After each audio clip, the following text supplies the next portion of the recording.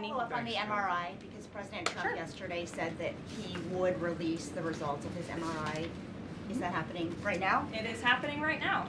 As part of, and this is a summary from the president's physician, and we will release it right now. I think my team has it teed up for all of you. I'll read it for you, and then you'll get it physically as well. As part of President Trump's comprehensive executive physical, advanced imaging was performed because men in his age group benefit from a thorough evaluation of cardiovascular and abdominal health. The purpose of this imaging is preventative, to identify any issues early, confirm overall health, and ensure the president maintains long-term vitality and function. President Trump's cardiovascular imaging was perfectly normal. No evidence of arterial narrowing impairing blood flow or abnormalities in the heart or major vessels. The heart chambers are normal in size, the vessel walls appear smooth and healthy, and there are no signs of inflammation or clotting. Overall, his cardiovascular system shows excellent health. His abdominal imaging is also perfectly normal. All major organs appear very healthy and well perfused.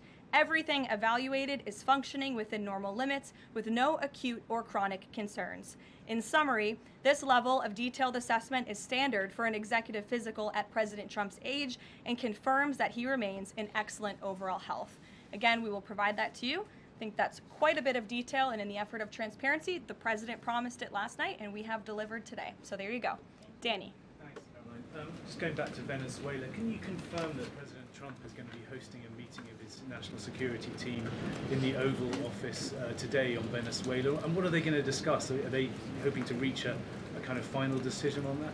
Out of the effort of transparency, I will confirm that the president will be meeting with his national security team on this subject and on many matters. He meets with his national security team quite often. He's the commander-in-chief. It's part of his responsibility to ensure that peace is ongoing throughout the world.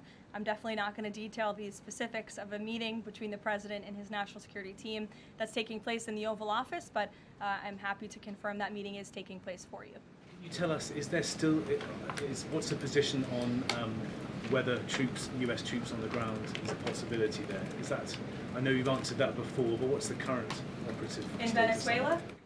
I think my previous answer stands. There's many options at the president's disposal that are on the table, and I'll let him speak on those. Ed. The U.S. announced a trade framework deal with the United Kingdom on pharmaceuticals, where they will pay 25% more, and the savings theoretically will go back to American consumers.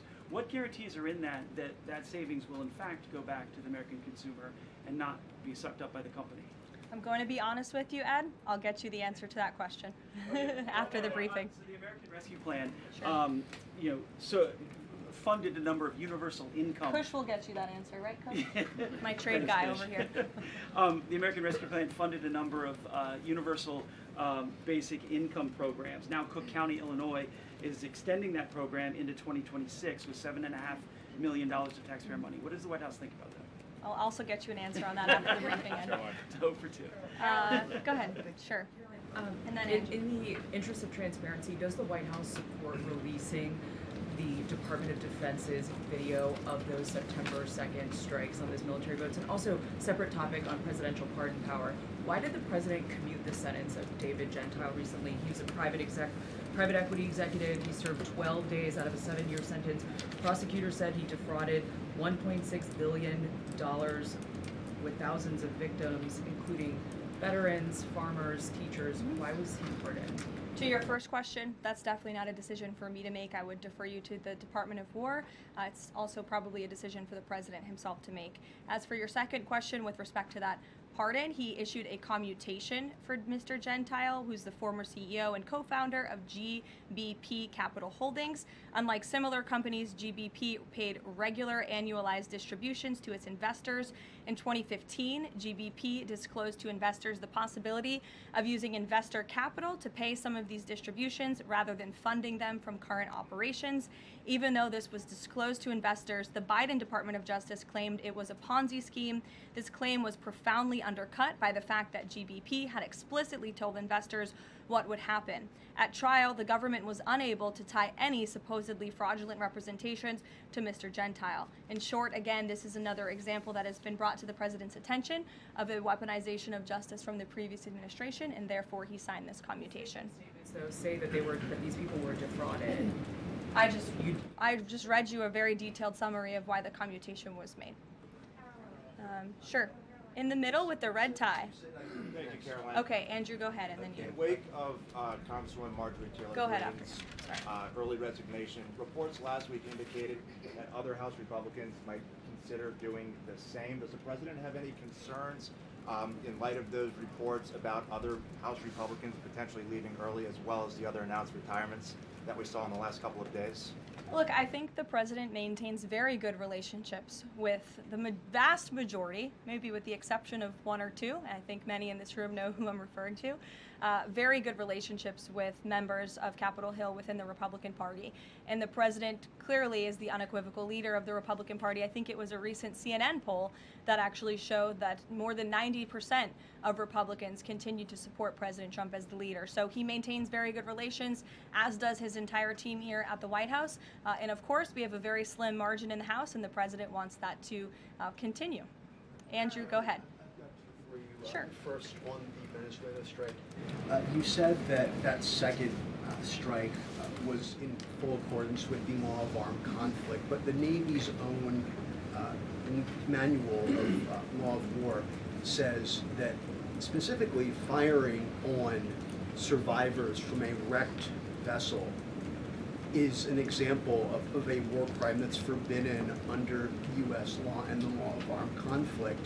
So was that second strike in following law of armed conflict? And then second on immigration. Again, Andrew, I would reiterate to you the strike was conducted in international waters and in accordance with the law of armed conflict.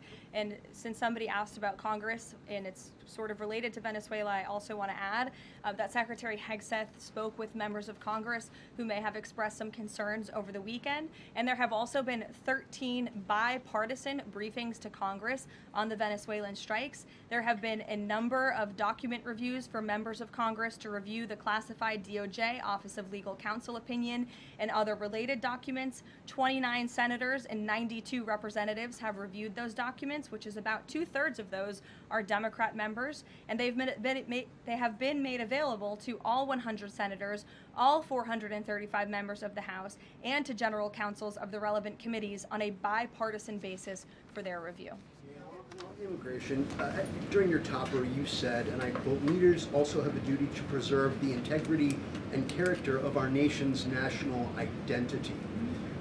Can you explain what you mean by our nation's national identity and integrity and character, and how would refugees, people coming from war-torn places who are seeking a safe haven in America, like many of our forebears in this room, not add to our nation's integrity and character of our national identity? I'll tell you what does not add to our nation's character and integrity is refugees who come here under the alleged plight of asylum and fleeing persecution, and then come to the United States to abuse our system and rip off American taxpayers. And as I pointed out, the New York Times, to their credit, it was about 6 months too late, but they did write about how Somali immigrants